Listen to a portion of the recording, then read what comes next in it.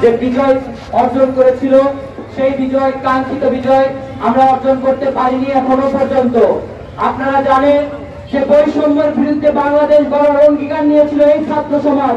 স্বৈরাচারের ফ্যাসিস্ট এই শেখ হাসিনাকে পদত্যাগ করতে বাধ্য করেছিল।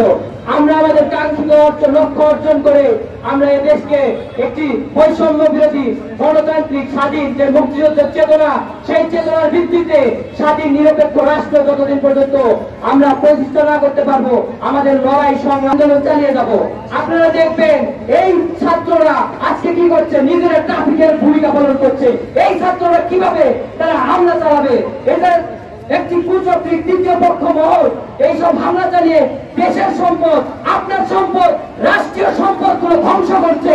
তাই আমরা তো একা এসব প্রতিহত করতে পারবো না।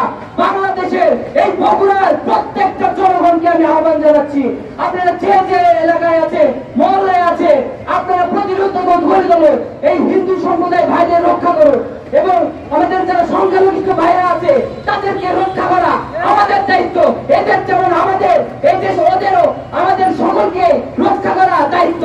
আমরা যে স্বাধীনতা অর্জন করেছি সেই স্বাধীনতা রক্ষার দায়িত্ব কিন্তু আমাদের বাংলাদেশের জনগণের। তাই এটি আমাদের মাথায় রাখতে হবে।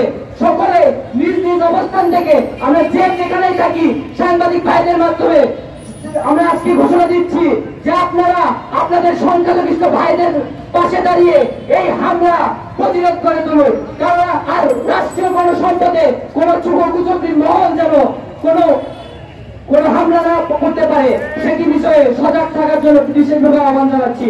এবং অন্তর্বর্তীকালীন সরকার আজকে রাত 9টা পর্যন্ত সময় দেওয়া হয়েছে রাষ্ট্রপতিকে আমাদের প্রস্তাবিত যে সরকার সেটি বাস্তবায়ন যাতে করে এই সমাবেশ থেকে সেটিও আহ্বান জানাবো। এবং এই অন্তর্বর্তীকালীন সরকার 100 দিনের মধ্যে স্বাধীন নিরপেক্ষ একটি নির্বাচনের মাধ্যমে বাংলাদেশের মানুষের ভোটের অধিকার, ভাতের অধিকার, স্বাধীনতার গণতন্ত্রের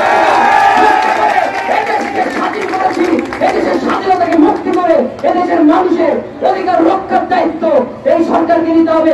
যদি না নেয় আবারও ছাত্র সমাজ প্রাণ দিতে দ্বিধাবোধ করবে না। এই বৈষম্যকে আমরা প্রতিহত করে আমরা এই রাজপথ থেকে চলে যাব এবং আমাদের ছাত্রদের যে দাবি, আমাদের এই ছাত্রদের যে শাহবাগ থেকে ঘোষণার আমাদের প্রস্তাবিত যে সংসদ গঠন, প্রস্তাবিত তত্ত্বাবধায়ক সরকার গঠন হবে, সেটি আমাদের ছাত্ররাই ঘোষণা করবে।